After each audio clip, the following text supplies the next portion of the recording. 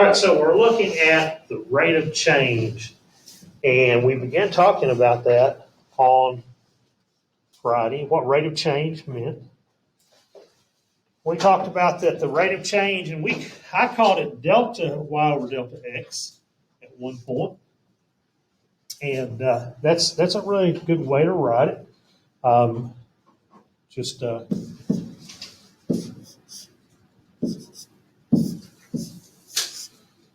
I like it because it's simple. One of the things I want you to remember is that it's always going to be forever y over x. Okay, that's really important. That's for us to understand about rate of change.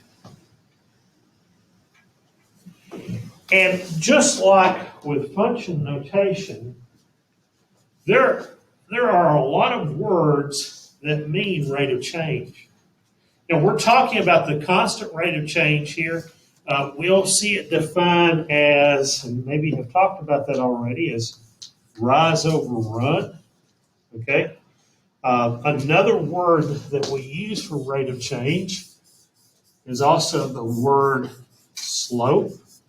Okay, that's the same thing that we talked about slope, and we've actually kind of already talked about slope when we talked about the steepness of a line. That's what slope is.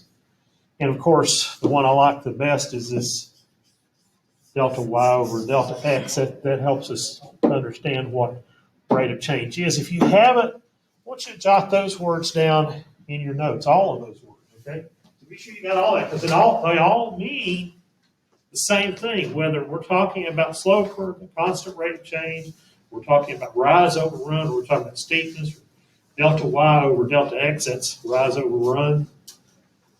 They all have the same meaning. And then remember that when we're looking, say, at a graph, and we're talking about the rate of change, when we're looking at a graph, then we always look at that graph from left to right, just in the same way that we read or write. And I think that's significant. I think that's important. I'll give you just about 30 seconds to write this down.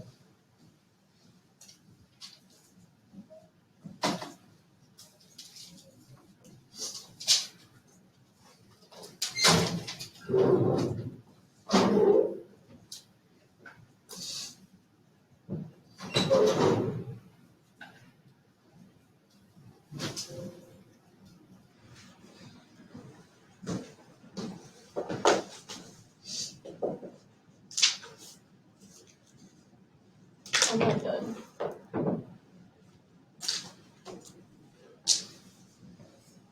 I didn't have homework. Oh, it is right. All right, giving them another 10 seconds.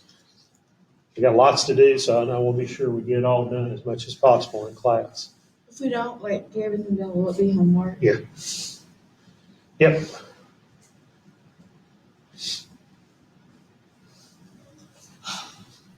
Just tell me when. Okay. All right, awesome. So if we're trying to find the slope or the rate of change of any of these lines, all we have to do is find delta y over delta x. In other words, the change from y to change of x. And remember that when we do that, to find the difference or to find the change, we subtract. Okay? So if I look at this, now, like I said, I'm going to read from left to right. And so I'm given this point right here, okay? This is my first point. All right, I'm going to put I'm going to circle this and say this is my first point right here. So what I'd like for you to write down on your paper is that first point. Okay, you don't have to actually draw the graph. Just say first point is 2 and -2. Okay, so write that down. And your second point then is 5 and 7. Here's my second point.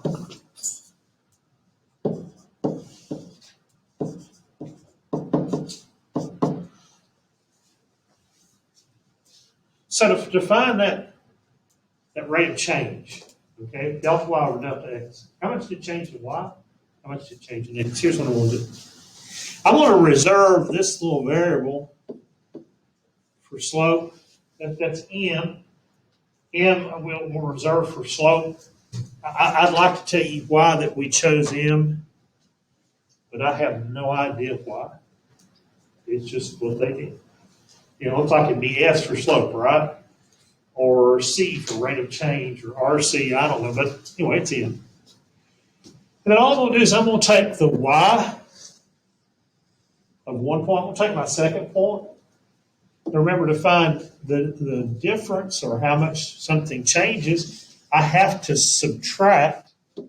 So what I'm going to do is take the 7 here, that's my y value, and subtract from it the -2. Okay, and I'm going to do the same with my x value. I got 5 in my second point. Subtract from it the 2 of my x and my first point. Notice as I'm figuring my change in y to my change in x, that I'm keeping, if I start with the second point in y, I'm going to start with the second point also as my x coordinate. Truthfully, I can start with either point as long as I keep it consistent. I'll get the same right answer. Okay. So all I have to do then at this point is I've got 7, negative is plus, so 7 plus 2, which is 9. 5 minus 2, which is what? 3. And 9 over 3 is 3. So looking back at the graph, here's what that means. For every, remember 3 is the same thing as 3 over 1. So for every space I move forward, then I'm going to actually rise 3 places. 1, 2, 3. Sure enough, I did. So that's what rate of change is. And for every change in x forward 1, my change in y is 3. Let's look at the second example up here. Got 2 points. 2 points are -6 and 5. So I'm going to write that down. First point, -6, 5. Second point is -4, -3. Okay, so you jot those down. You don't have to get. I have to write the graph down. And if I want to find my rate of change,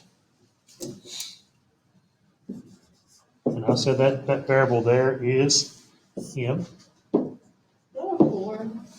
Do what? Yes, it is. Not the best 4 I've ever done in my life, but it is a 4. Right there it's a 4. See?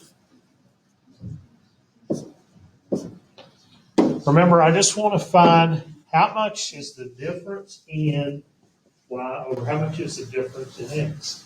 How much did it change in y over how much did it change in x? So notice that I've written down m equals, and I put a couple of subtraction signs. To find difference, we've already talked about that, but to find the difference in anything, I have to subtract, okay? So all I'm going to do then is I'll take my first point, or I start with my second point. I can actually start with either point, but I have to always start with that point. Does that make sense? If I start with the first point in y, I start with the first point in x. Or if I start with the second point in y, I start with the second point in x. So this is -3 minus 5 on top. Just substitute those values in right around my subtraction sign. Same thing. So this was -3 here, -5 there. So I'm going to do -4 here, and my x, -6 there. Just finding the difference in y. It's always y over x. So it's -8. Is that a whole second problem? Or are you doing those together? This is a whole different second problem. Okay. And I've got 2 subtraction signs or 2 negative signs. We know that becomes plus, so -4 plus 6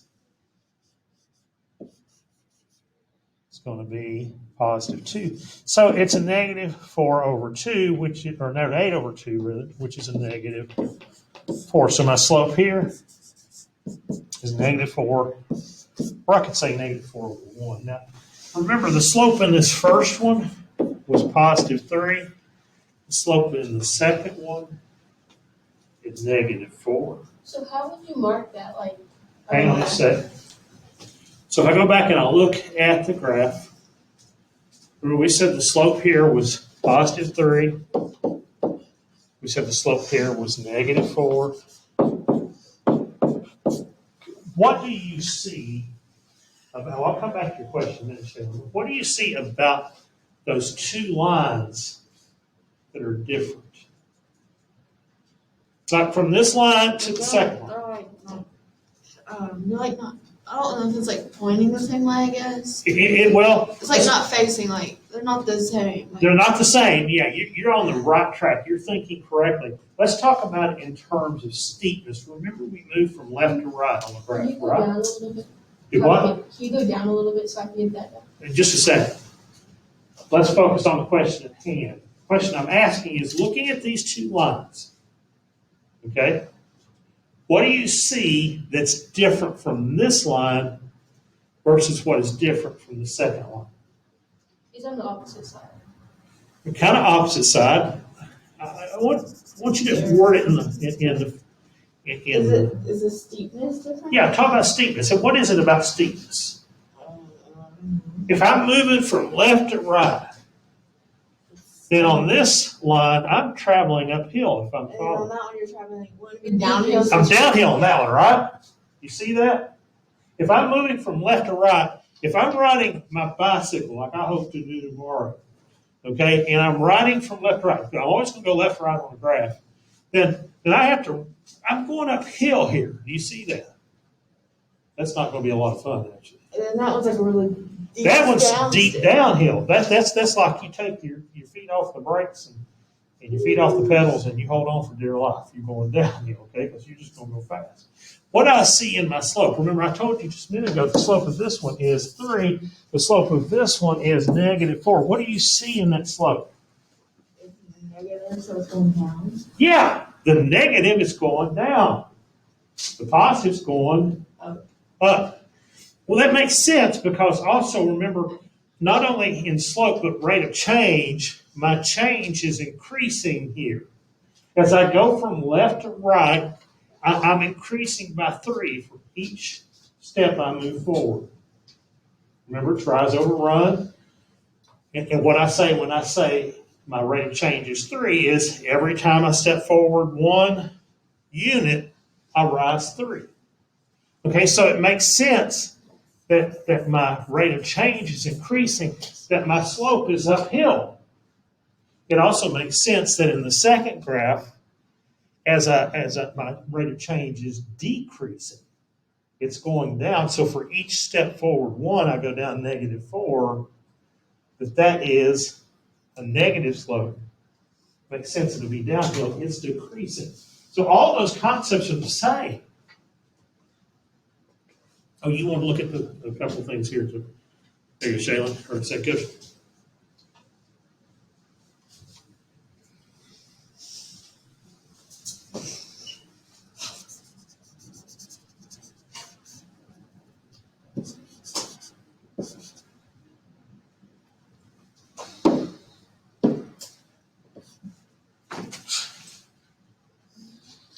We know negative is positive. Your voice makes me really sleepy. Like I was awake and now I'm like really tired. All right, so what do you think the amount of increase in this horizontal line is? None. What? None. None, okay? If that's my rate of change, my change is not changing, right? If it's a straight line like that. So we would say here that this slope is 0. Well, look at the vertical line. What's my rate of change there? It's 0. What? It's going up. I don't know. Okay, so here's the thing. Okay, I'm just going to spending a whole lot of time with that. You know, that's not, it's not possible to change straight up. It's not changing. So it's Well, not, what we say that this is undefined. would it change if Okay. it's like squiggly? No, it's undefined, or we would say it has no slope. Okay, not zero slope, but no slope, because zero slope is a flat line. No slope meaning it just doesn't exist. I mean, that makes sense, right? If my rate of change, and we were talking about, you know, if I work 2 hours and I get $5 an hour, then my rate of change is for each hour I work, I increase by $5, right? But this says I'm not moving. I'm You're staying the same. yeah, I go straight up in the air, and I haven't moved to the left or right. So that's something we do not understand. We just call the vertical line an undefined slope, or undefined in the slope area, undefined rate of change. It has no rate of change, no slope. So if I look at these, and these are all lines. This first line, it's climbing uphill, right? So is it positive or negative? Positive, right. So positive slope. What about this one? Negative, right. What about this one? Flat line is zero slope. Straight up and down line. No slope or undefined. This one going downhill, negative. This one going uphill, positive. This one, we don't understand that. This one, negative, going downhill. This one, zero slope. All right? So whether or not a slope is positive or negative is really super easy.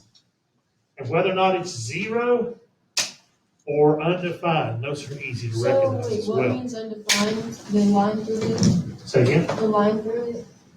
And we're talking about the line through 2 points, and that line, its rate of change is positive or negative, depending on if it's uphill or downhill. I'm saying this, is the undefined one with the line through the zero? Yeah, that's undefined. That means empty set, undefined. Only like the straight lines going up undefined, that's the only time it's gonna be undefined. I'm sorry? Like, you know how, like you did the ones that go straight up, is that only gonna be undefined? Always undefined, yes. So that's the only thing that's gonna be undefined, or would it Right, go- that's correct. Yes, and I can prove to you why that is, but really, when you think about it, it just doesn't make sense either. All right, so kind of sum it up, if we've got any 2 points, you know, we're going to find the slope by the change in y or the change in x. Now, there is a slope formula. You might want to write it down. I don't even really use the slope formula because I can remember change in y over change of x easier than I can by writing that complicated formula. I just know to subtract y's over subtracting x's, but if you want to figure that out or write that down, you can. You're welcome to use that as well. But I honestly think it's a lot easier just to remember it's the change in y over the change in x. That way you don't have to remember a formula at all.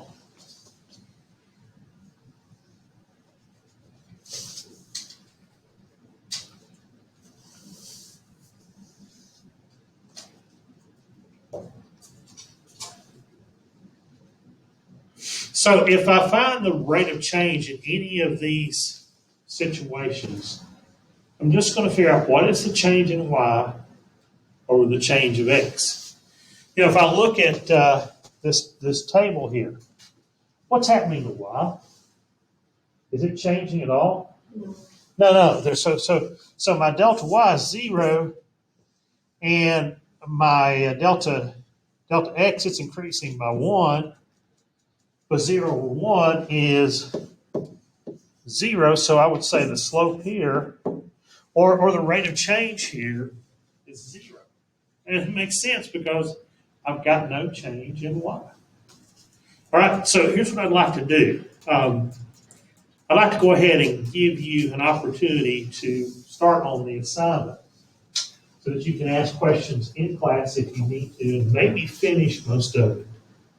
So basically, to sum it all up, you know, we're going to be talking about finding the rate of change.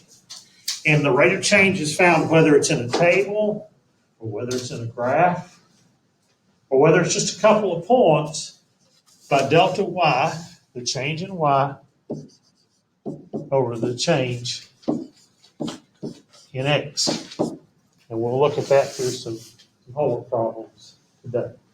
So I need you to open up in Google Classwork. You're going to look for H2. That's homework assignment number 2. It's a teacher-made assignment. You can work on it.